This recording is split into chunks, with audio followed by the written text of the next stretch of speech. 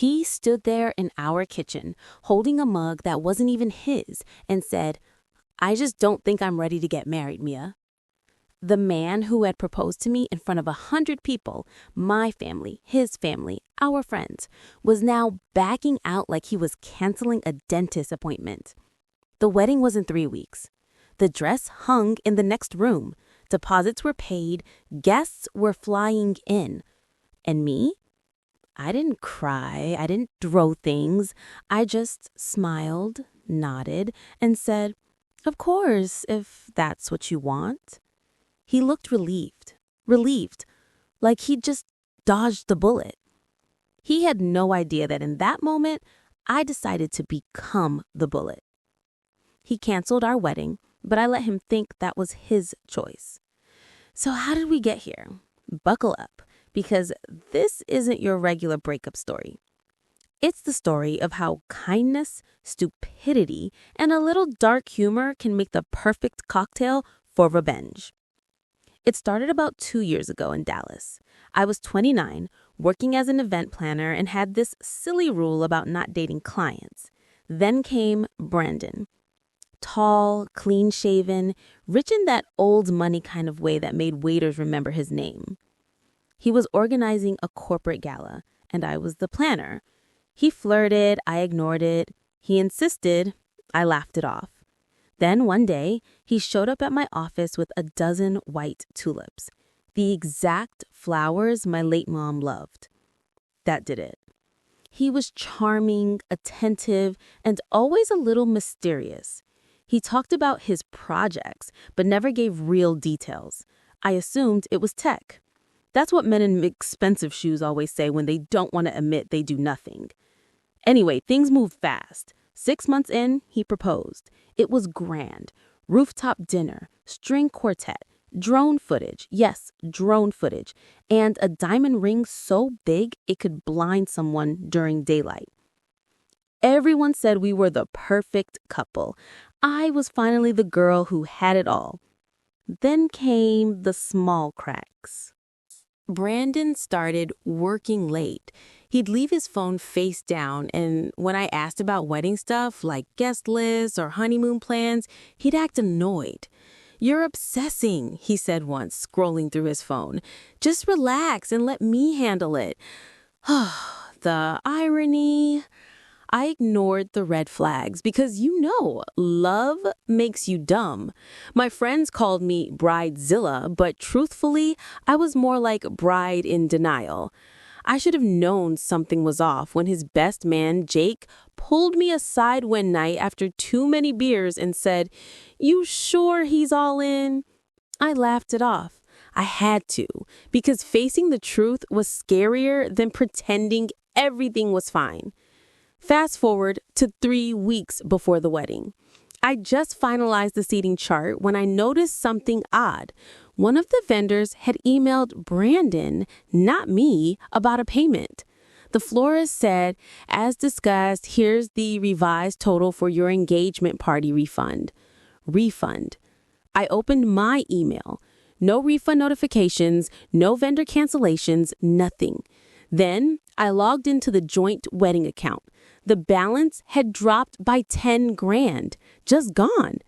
So I did what any self-respecting, semi-crazy fiancé would do. I checked his laptop, and there it was. Emails to a realtor in Miami for a condo. The new start he was planning didn't include me. And get this, he'd already booked a trip for two. Her name? Vanessa. His ex, the same woman he once said was too unstable to marry. I didn't scream. I didn't text him. I didn't even throw his laptop off the balcony, which for the record I considered. Instead, I poured myself a glass of wine and thought, "Okay, Brandon, let's play."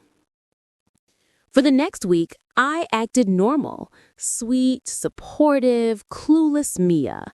I helped him ease his stress by taking over wedding logistics.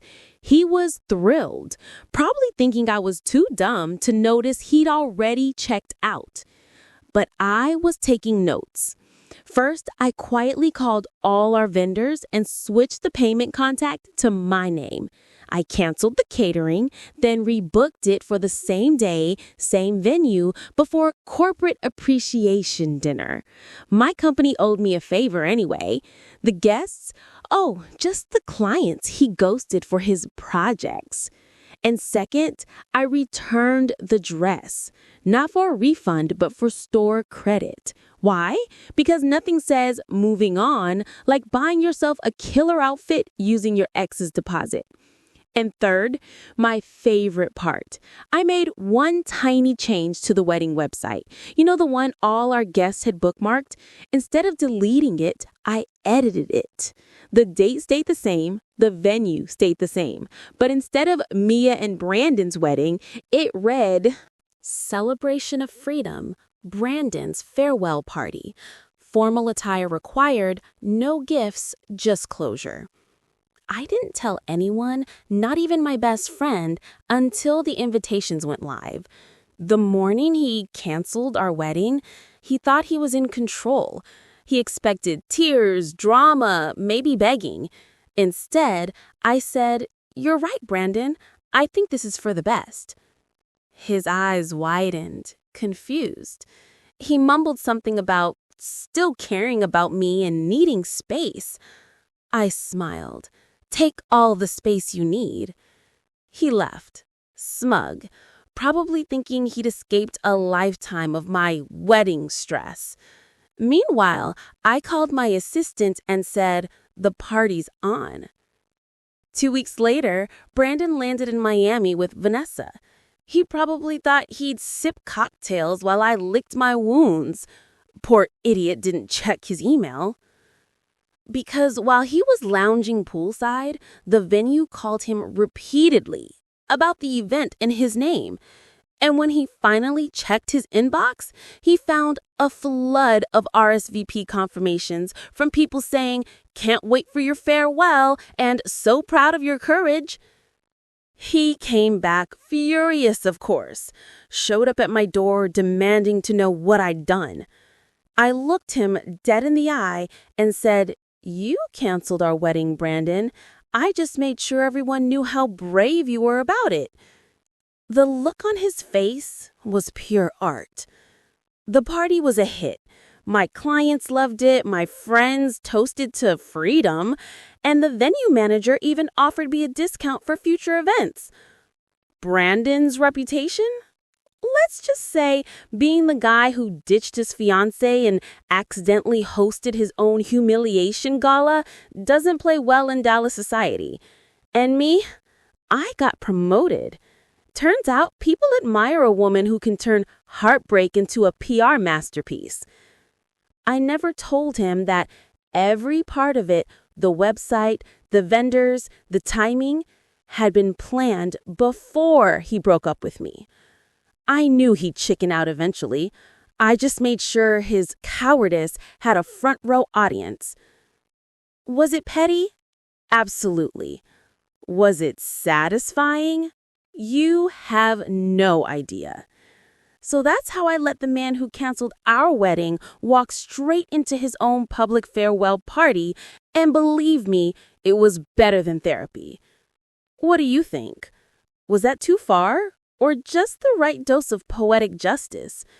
Drop your thoughts in the comments below. I really want to know what you would have done in my shoes. And hey, if you've enjoyed this story, make sure to hit subscribe and turn on the bell, because next time, let's just say someone else's perfect fiancé is about to learn what karma really looks like.